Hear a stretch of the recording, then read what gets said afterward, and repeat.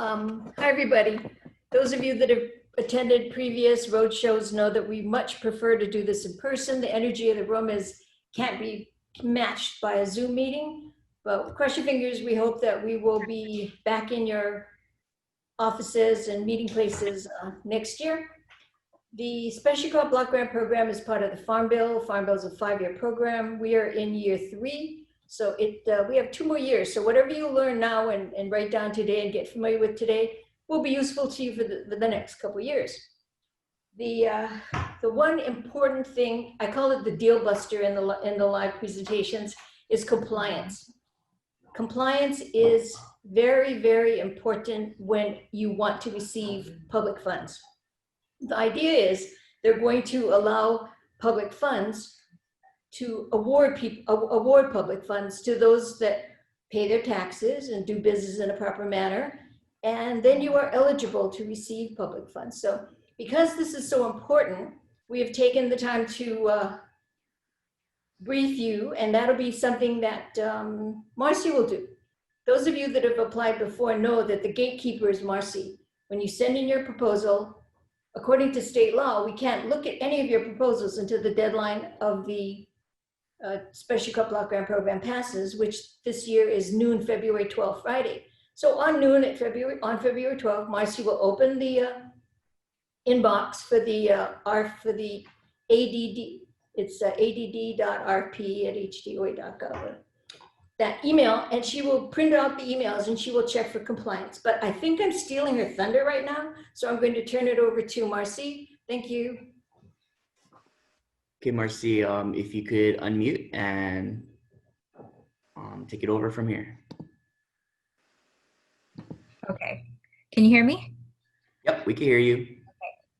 Okay, hi everybody. My name is Marcy Klingen. I'm the Secretary for the Agricultural Development Division. And I am the person that will be compiling your contract documents together and routing them for reviews and signatures. So first off, solicitations. All grant opportunities that are currently open are listed on this state procurement office website. As you can see on the slide, there's the website that you can click on. This is a public website that anyone can visit, and the link is shown here.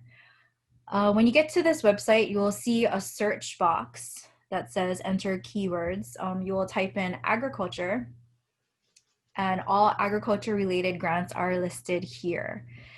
And for this specific grant, it is the Specialty Crop Block Grant Program Fiscal Year 21, RFP 2103 MDB. So you'll click on this link and it shows the general information, including the offered due date and the time. Next slide, please. And so when you are applying for this grant, all proposal submissions should be sent to this specific email address. Just keep in mind, any submissions sent to other email addresses will not be accepted or reviewed. And any submissions after the due date and time will not be accepted or reviewed as well. Next slide, please.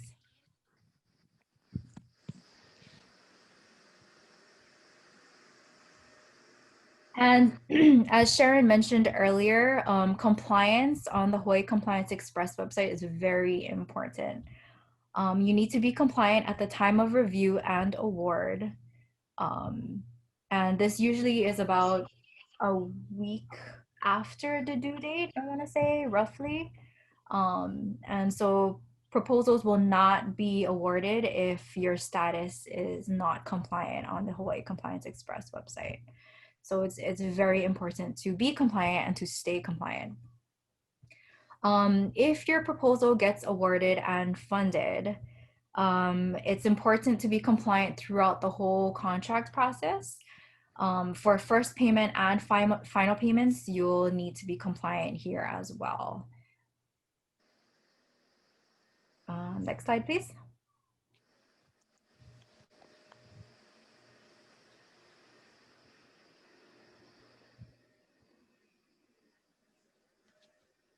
Okay, another requirement is to have proper insurance coverages. The state of Hawaii requires each contractor to procure and maintain insurance coverage throughout the term of the contract. This includes automobile liability covering owned, non-owned, leased, and hired vehicles with a minimum of 1 million for bodily injury for each person, 1 million for bodily injury for each accident, and 1 million for property damage for each accident. And if you are unsure if your insurance coverage meets these requirements, please have your insurance agent review the requirements that will be sent to you upon notice of award.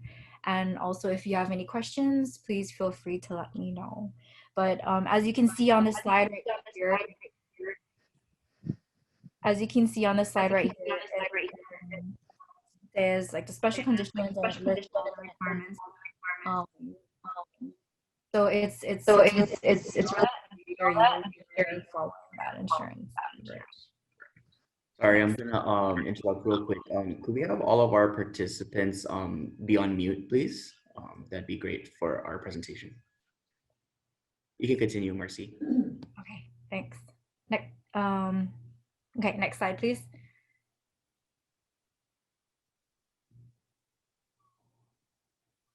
Okay, so creating the contract. So after we receive and review all of the eligible proposals, all the awarded proposals are posted on the HANDS website. So it is this website here. It's a website that shows all the awarded projects and for each RFP, and funded and the unfunded letters are sent out in the mail shortly after that.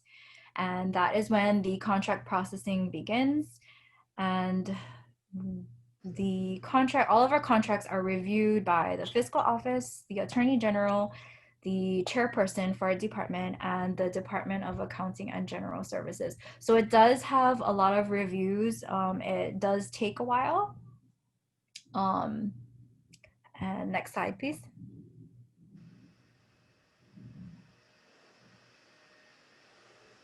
Okay, and this is when the contractor's electronic signatures are needed. So the draft contract is sent to the signing authority via the e-sign program. So you'll get an email that has a draft copy of the contract, and you'll need to review the compensation page, scope page, time of performance page, and there's a little area where you'll need to sign and date. Then the contract gets its final review and contract is sent for final processing. And then within a couple of weeks it takes a couple of weeks for the contract to be returned with a contract number. And after that comes back, a copy of the contract will be sent to the contractor. And then your first invoice can be submitted for payment along with a copy of your compliance certificate. So here it is important to be compliant as well. And so the contract creation process can take about a month from start to finish. During the holidays, it can take a little bit more time. People are usually out of the office and on vacation. So just keep that in mind as well. And so it just all depends on how quickly the reviews and signatures take. So it's good to get your contract signed quickly to speed up the process to get your contract certified. And that's it.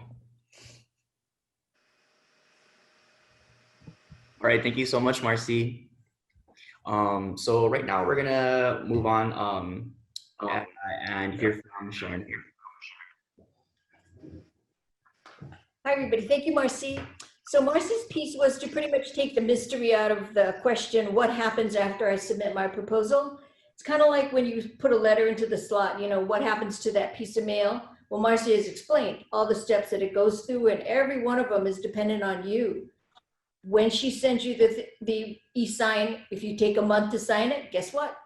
You're not going to get your contract. Your project is delayed. So my piece is to take the mystery out of the purpose, the Specialty Crop Block Grant Program. And basically, the purpose of the Specialty crop block grant program is to enhance the competitiveness of specialty crops. Now, I wish I could make this point more, stated in like 20-point Bodoni bold caps, because when I get a question from you, the answer is usually, does that enhance the competitiveness of the specialty crop? And if the answer is yes, then it's allowable. And if it's no, then it's not allowable. So the purpose of the specialty crop block grant program is to enhance the competitiveness of specialty crops. Okay, so what is a specialty crop? A specialty crop is defined as fruits. Sorry, Andrew, can you move that out of the way? I can't read. Oh, so sorry. I should have printed my slideshow. Sorry. So the definition of a specialty crop is it is a fruit and vegetable, tree nut, dried fruit, horticulture, and nursery crops, including floriculture. Eligible plants must be intensively cultivated and used by people for food, medicinal purposes, and/or aesthetic gratification to be considered a specialty crop. So, a proposal that comes in for a widely cultivated, used for pet food is ineligible. An obscure plant that is not intensely cultivated and used by people for food or medicinal purposes, because it's not intensely cultivated, it's ineligible. So that's the way we would answer questions that come in based on this USDA definition of a specialty crop. Now, if you go to the RFP, and hopefully you've all printed up your RFP that was sent out to you, the definition of a specialty crop is listed on page 37.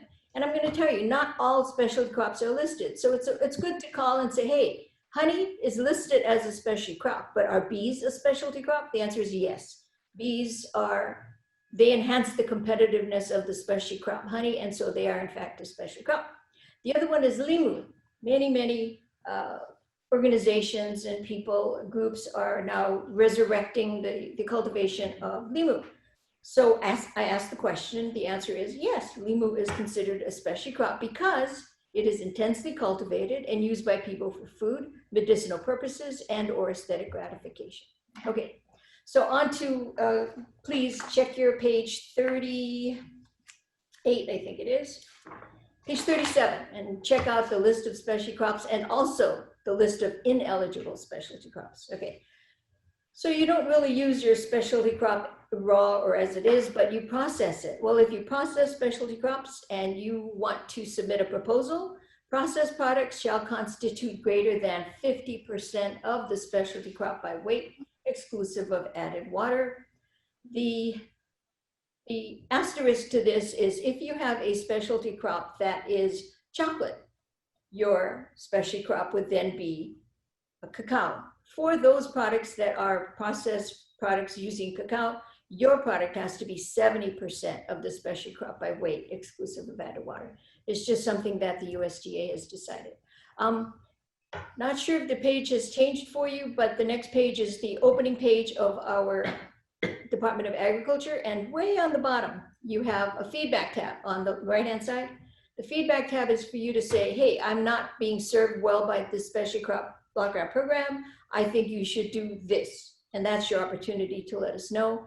And this is not only because we really want to hear from you, but it's because we want to reach everyone, even remotely, that you're important. We want to hear what your crop is. And by the way, I'm going to take this time to ask you in the chat box, if you can let us know what your specialty crop is, if you would, indicate what that is, it will give us a real good idea on how we can incorporate your specialty crop into our presentation today. Okay, so the priority categories of the specialty crop block grant program means that your proposal will get extra points. It's called a priority category, and that's listed in the RFP on page 4, I believe. Yep, bottom of page 4. It says eligible projects, and then you have your listing there. So now we're going to go into the RFP. So I'm going to ask Andrew to put the RFP up on the screen. Hold on one second.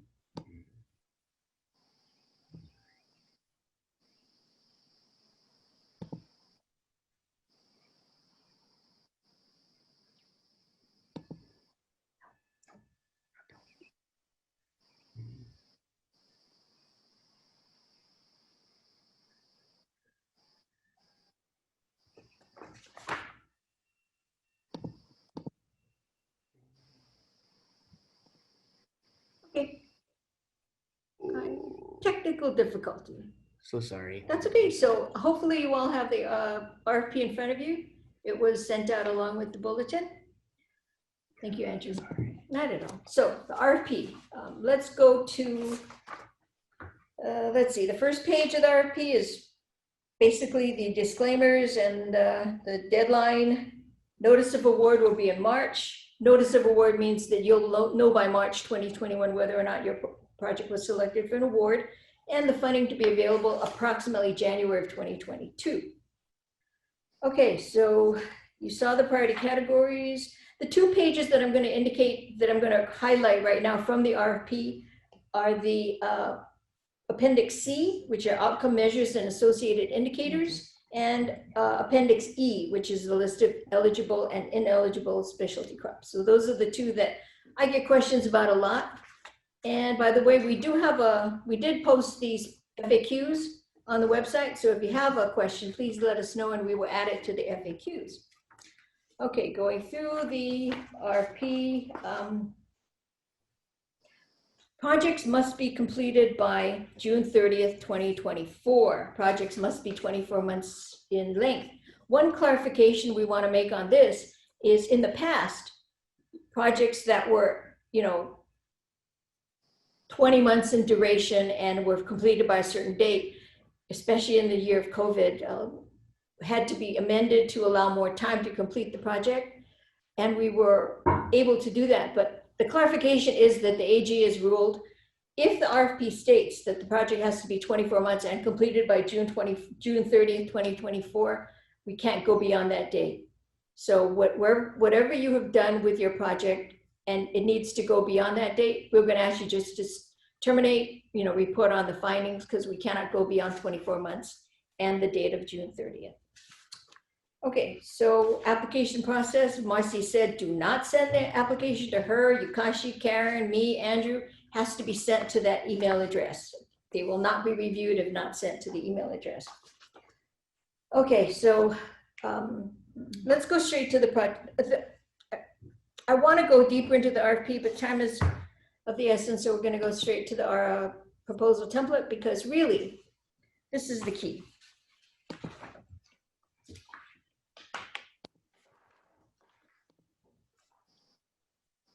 Okay, the RFP announcement, the website that Marcy showed you has all these documents listed, and they have more than these documents listed. The final report template and the midterm report templates are there as well. So on this specialty crop project template, we're going to go through it. Basically, same thing, duration of the project, start date, end date.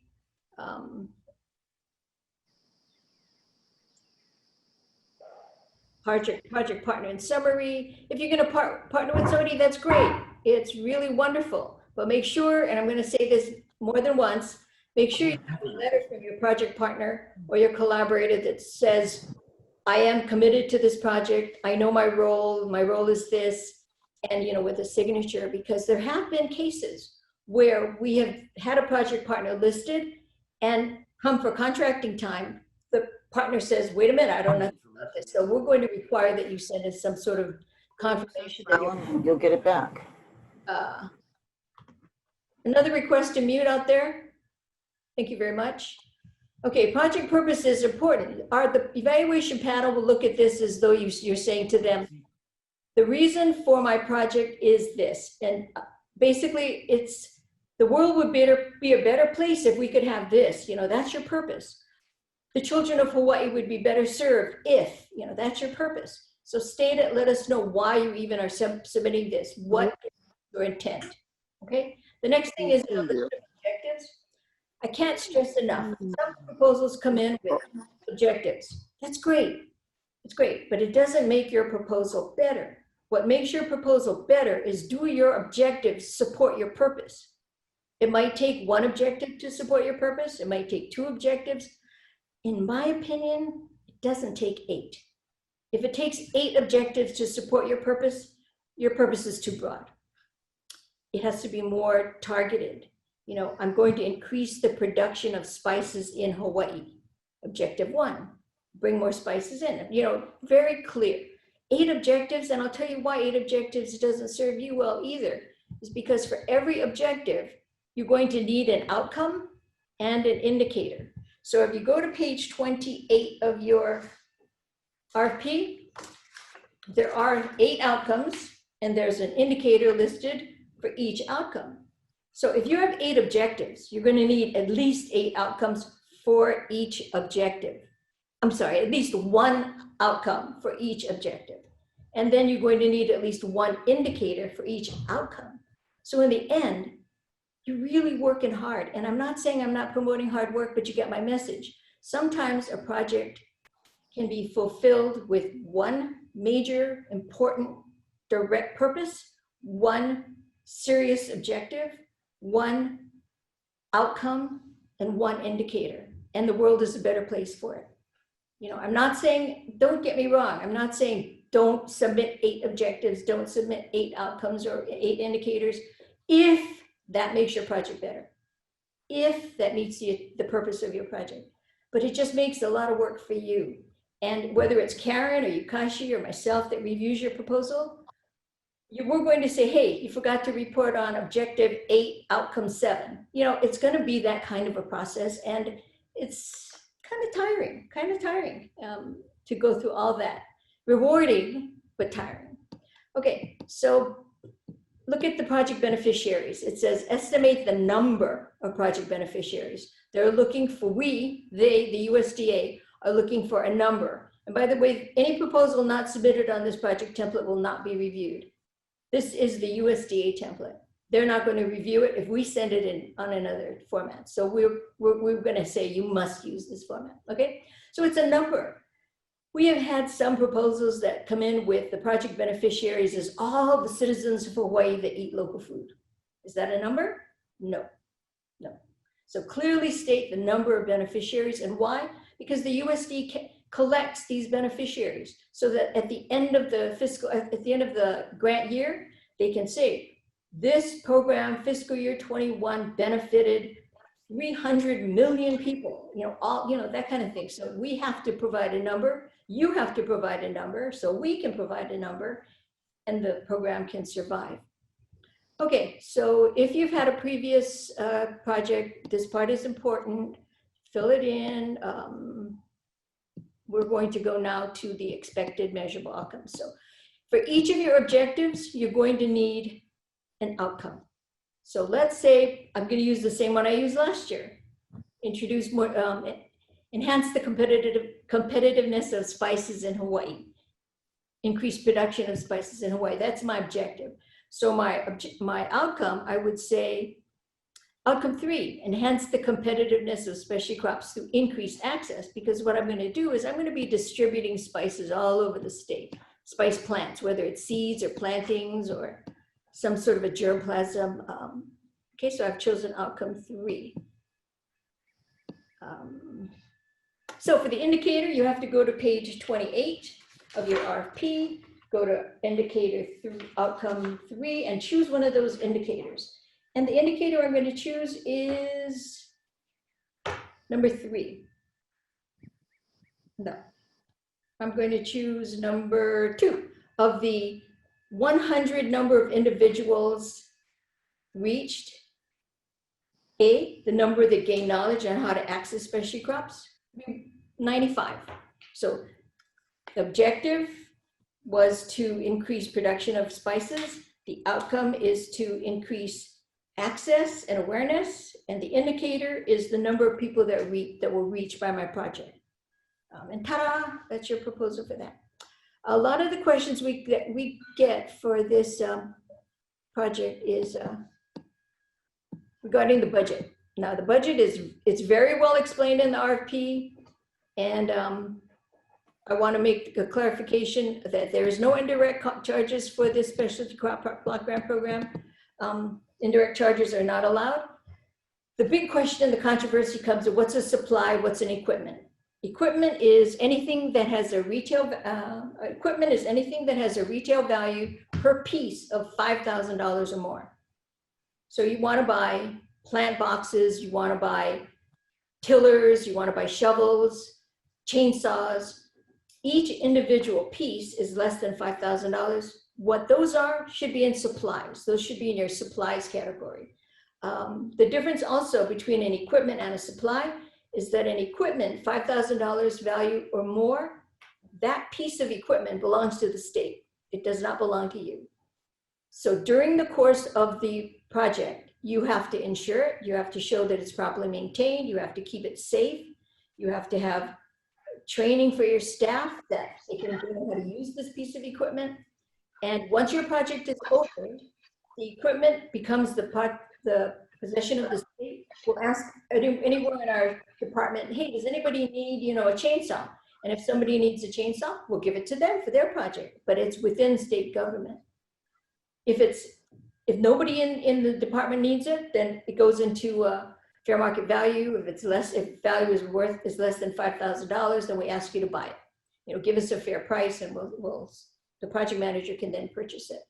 So the difference between supply and equipment is clearly explained in the RFP. Please take the time to read it, because it benefits you. What's the supply? What's an equipment? If you have a supply, it has to be detailed. Why do you need this supply? Government wants to know, where does it fit into your project? Okay, so I'm gonna scroll down quickly to action plan. Okay, the committee that reviews your proposal wants to know, do you know what you're doing? Do you have a plan? What is your chance for success? Now, not only is that a good thing, but it helps us, the administrators, whether it be Karen, Yukashi, or myself, it helps us know if you're on track. If we call you midterm and say, hey, by now you're supposed to have planted all your spices, or at least acquired your spices. And the response is, I am so far behind, I just can't get to it. The response we'll say is, okay, maybe you need a time of performance extension. Maybe you need to change your strategy so that you can be successful. The purpose is we want you to be successful. So the action plan helps us help you stay on track. Okay, and it is considered as part of the scoring criteria. Ooh, Andrew, it's not moving down.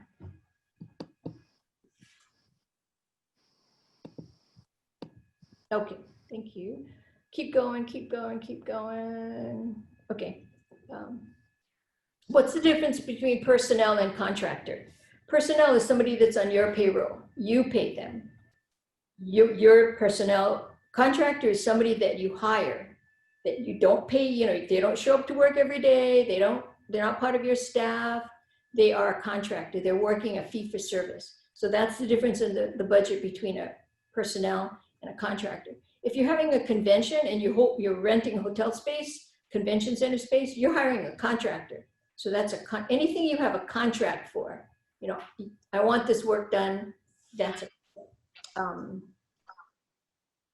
So Andrew can help me again. Move down. So easy. It looks so easy when he does it, I swear. Okay, travel. We all know that the island travel costs can range anywhere from $90 to $400 one way. USDA doesn't appreciate that. They don't see that as a valid travel expense. If you can do that in the month of March for $90, and in the month of December, it costs you $400. So we've asked that you standardize the cost of a round trip to the neighbor island at $250.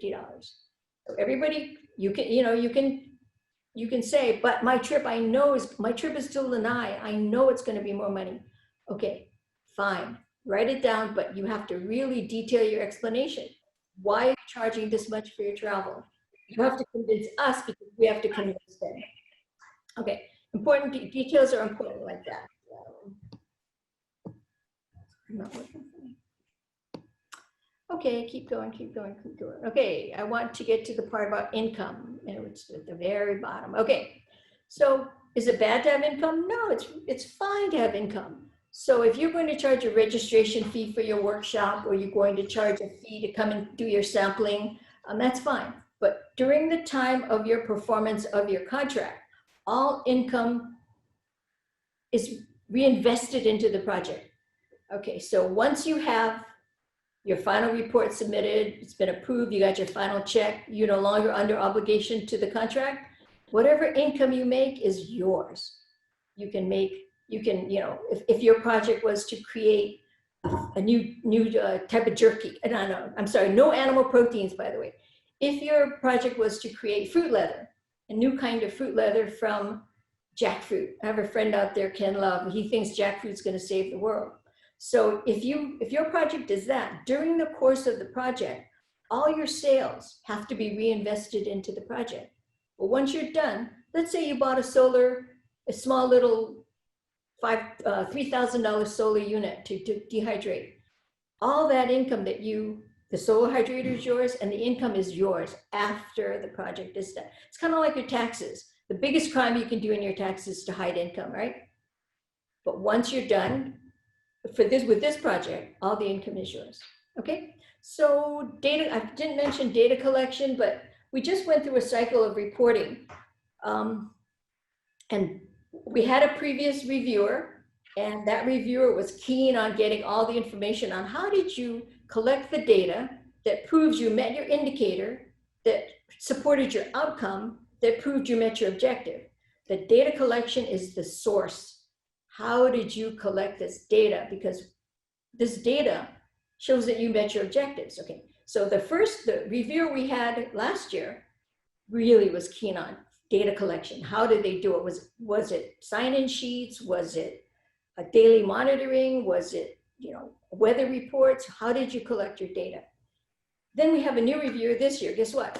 She's also keen on data collection. So when you collect, as you do your project, and if you say that you're going to reach 100 young adults, you have to, how did you reach that number? How did you determine if that was met? Okay, keep that in mind. So anybody in their chat box talked about their specialty crop? Yep, so we have a specialty crop for floriculture, taro, Okinawan sweet potato, ulu, dryland kalo, acai, wetland kalo, avocado, and cacao. And Okay, honey. congratulations. All of those are specialty crops. Make sure that I'd like to reemphasize that your project should enhance the competitiveness of the specialty crop. And your project cannot benefit one person, one company. It has to have statewide benefit. The projects that are successful in the review process have statewide benefit. If your project is focused on one community in, for instance, Maui, Kula, my project is going to test whether blueberries do well in cooler weather because it's cold. Well, guess what? That's a county project because it's only going to benefit the people in Kula. But if you say, we're going to test this cold weather blueberry in 5 cold areas of the state, that's a statewide project. If you say, I have to all the taro people, you can say, the native, in old times, in the original times of Hawaii, we had 90 varieties of kalo. And what we're going to do is bring back 5 varieties that we think will do well. That's a good project, statewide. But then if you say the kalo that is grown from this will be sold to Gerber, and Gerber will be using it for their new line of baby food, that, whatever you want to say, or I'm going to sell this to Whole Foods because Whole Foods will have exclusive rights to this new variety. Well, that kind of benefits one person or one company. So keep away from that kind of benefit. Okay. There's one question about the. Okay, Peter had a question. What if I have a species that is not widely cultivated, but the genus is widely cultivated? Taro or Chinese taro is widely cultivated. Okay, yeah, that's fine. It's taro that we're worried about. Not worried, but you know what? It's taro that is your specialty crop. So you're eligible. And we'll look over the other questions. So I think my time is up.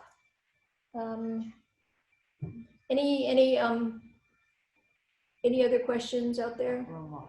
No more? Okay. One more question. One more question. About travel. About travel. While they're doing that, we can also talk about the websites. Like, say, for example, they post a training to make it have more expansion towards the state.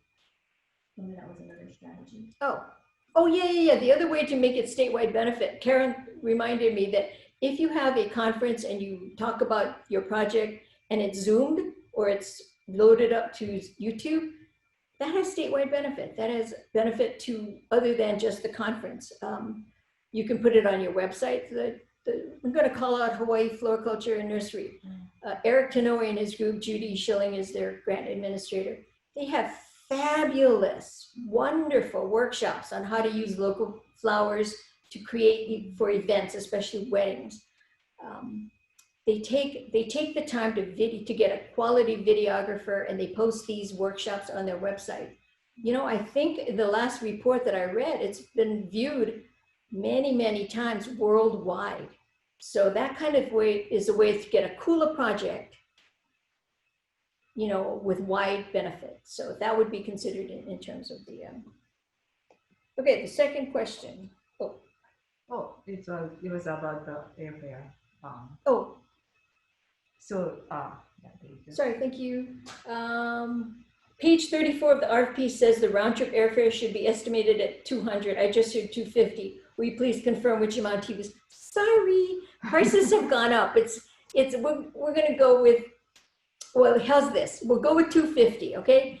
And that's because probably airfare is going up. But pay attention also to hotel. There's a little link in there on how to get to the Department of Defense per diem rates.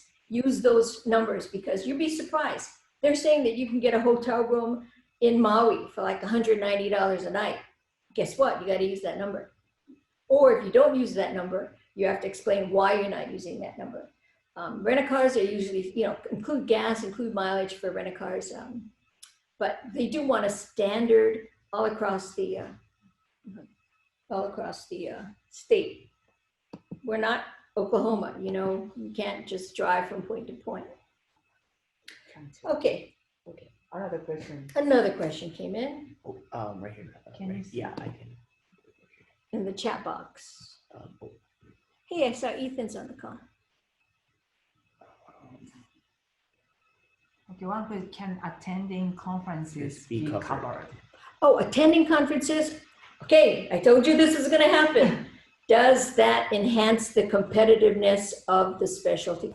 If you answer yes, my answer is yes. If you answer no, sorry, nope. I'm in Molokai where there are very few options. Oh, hi there, where there are very few options for many things. So we have been focusing on our island market to make it statewide. Is multimedia marketing enough? I'm not gonna speak to the enough part because that's gonna be revealed in your proposal. But multimedia marketing is, depending on the reach and how many stakeholders in the state that you reach, that would be enough, you know. Some proposals have media marketing on a local, like a little station. While it is definitely available statewide, is it truly outreach? Is it truly marketing if only a small number of people will be able to see it? It's other promotion. Are you gonna, you know, put it on get some promotion in radio, newspapers? Are you gonna call up Edible Hawaii Magazine and ask them to do a feature story on your product? Put yourself in our place as we review proposals. Is that enough? Are you benefiting enough stakeholders of Hawaii? So that would be it. Bird and Bee. We have time for one more question. One more question. Thank you, Andrew. Does it look better for our grant to have a strategy to make more income for our project, or is benefiting agriculture enough? Good question. Income doesn't matter at all. The question is, does it enhance the competitiveness of the specialty crop that you are proposing to enhance? So it doesn't look better for income or, you know, of course, benefiting agriculture is a big one. But what is the extent of the benefit and the enhancement of the specialty crop?